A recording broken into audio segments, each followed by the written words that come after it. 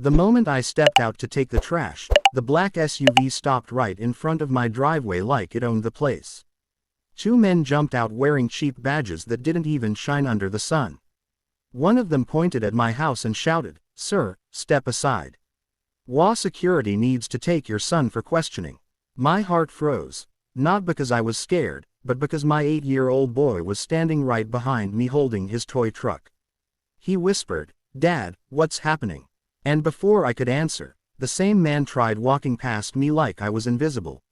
I blocked him with my arm. "You're not going near my son," I said. The second guy smirked, pulled out a clipboard with a fake HOA logo and waved it like it was some royal order. "Your kid broke community rules.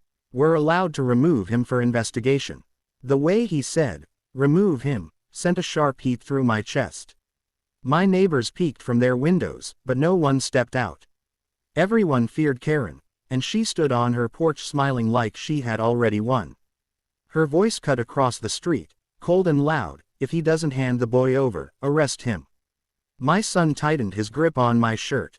I kept my voice low, steady, almost too calm.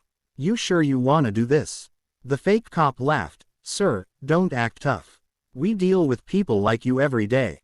I leaned a little closer, enough for him to see I wasn't blinking. "No," I said, "you really don't." But he pushed forward again, brushing my shoulder like I didn't matter. That was the moment something inside me clicked. Karen shouted again, "Take the kid." And the whole street froze. I stepped in front of my boy, feet planted in the gravel, and for a second everything went silent, until I spoke 5 words that made the fake cop's smile disappear. "You're walking into a trap." The man stopped. Karen frowned. My son looked up at me, confused. But I didn't move, because they had no idea who they were dealing with, and no idea what I had already prepared. The fake cop squinted at me like he was trying to decide if I was bluffing.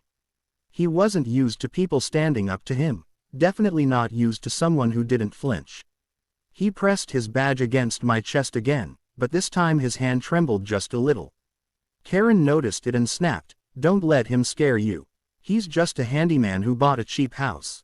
The neighbors turned their eyes away again, pretending they didn't hear her. That was her power, making everyone feel small.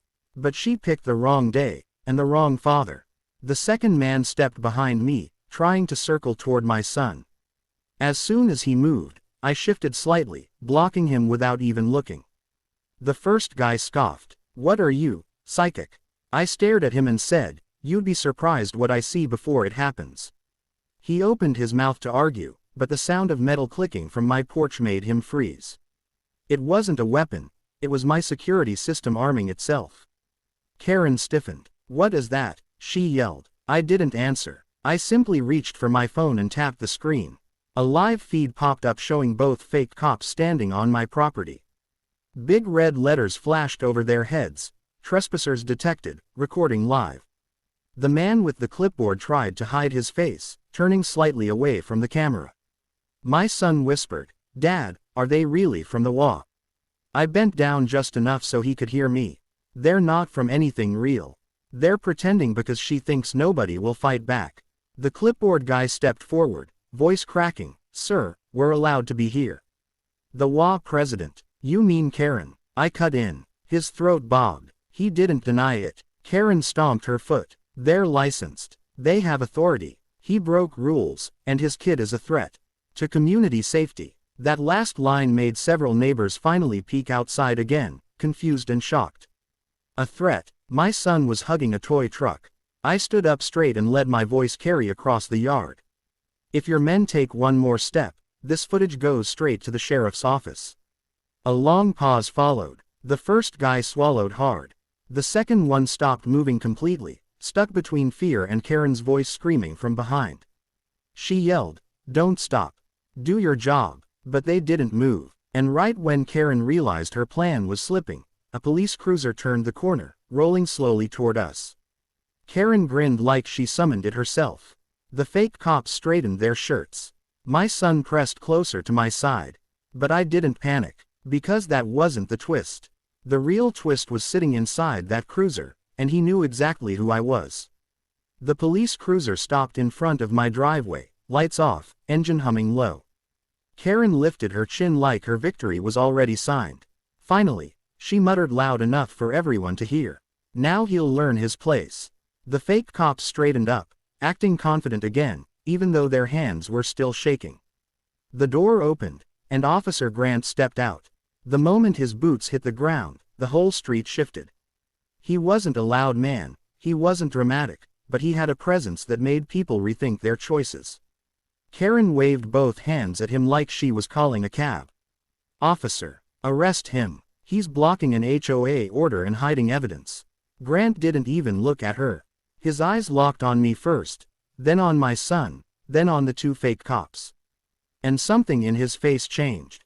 "Sir," he said calmly, "why are these men on your porch?" The fake cops jumped in fast. "We're law enforcement." "No, you're not," Grant replied before they finished. His voice was soft, but it cut like a blade. Karen gasped, "What do you mean they're not?" I called them myself." Grant walked closer, his hand resting near his belt, not on his weapon, just ready. He looked each fake cop in the eyes, long enough to let them know he wasn't buying a single word. "Show me your licenses." Both froze. Karen stepped forward in panic. "Officer, don't waste time. This man is dangerous, and his son." "My son what?" I asked. She pointed at him with shaking hands. "He threw a toy truck at my yard last week." "That's vandalism. A child, a toy truck," and she wanted him taken for questioning. Grant blinked slowly, like he couldn't believe what he was hearing. "Ma'am," he said, "you called two men with fake badges for a toy truck." She flinched. "It's not about the truck. It's about rules. He thinks he can live here without." Grant raised a hand, tired of her voice. Then he turned to me, lowering it. "You still keeping your head down?" he asked quietly, almost like a private joke. I nodded once. He smiled. The fake cops watched us, confused. They could sense something between us but didn't understand what. Karen's face wrinkled with suspicion. "Wait, do you two know each other?" Grant didn't answer her. He walked to my porch, glanced at the live footage on my phone, and let out a slow breath. "Good setup," he murmured. "Clean angles." Karen spun toward him. "Officer, I'm giving you an order." He finally looked at her, and the look wasn't friendly. "Ma'am," he said softly, "you don't order me. And you don't send men to take somebody's child." Karen's jaw dropped. Grant turned back to me. "You ready?" he asked. The fake cops stepped back. "Ready for what?" one of them whispered. I lifted my sleeve just enough for them to see the small tattoo near my wrist, the one I never show unless I have a reason. Grant saw it and nodded. The fake cops went pale. Karen didn't recognize it, but they did. Because it wasn't a decoration. It was a Navy SEAL insignia, the real one. And suddenly, everything changed. The moment the tattoo caught the light, the street fell silent. The fake cops froze like statues, their eyes locked on the small mark on my wrist, the one they knew meant I wasn't some easy target or scared homeowner. Karen looked confused, stepping forward like she missed the part everyone else understood. What is that supposed to mean?" she demanded. The clipboard guy swallowed so hard his throat clicked. "Ma'am, he's not just some resident." His voice cracked. He's Navy." Karen blinked. "Navy, so what? Lots of people join the Navy." The other man shook his head, backing away toward the SUV. "Not Navy, ma'am. Navy SEAL." His voice dropped to a whisper. "We need to leave." Grant stepped between them, voice calm but sharp. "You're not going anywhere." He motioned to my porch camera. "You just tried to take a child using fake authority. That's kidnapping, plus impersonating officers." Both men put their hands up immediately, panic spilling out of them. They knew this wasn't something they could talk their way out of. Karen rushed toward Grant. No, they're doing their job. I told them to. I'm the HOA president. This whole street runs because of me." Grant faced her with a look I'd only seen twice, once overseas, once during a rescue operation. It wasn't anger. It was disappointment. He pointed at the fake cops. "These men are under arrest." Then he pointed at Karen. "And you, will stay right there." She laughed. Too loud, too desperate.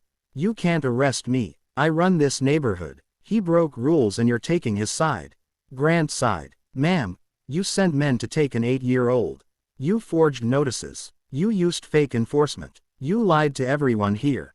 He paused. You didn't just break rules. You broke the law. Karen's face drained of color as more neighbors stepped out, phones recording, eyes wide. Her power was slipping right through her fingers, and she knew it.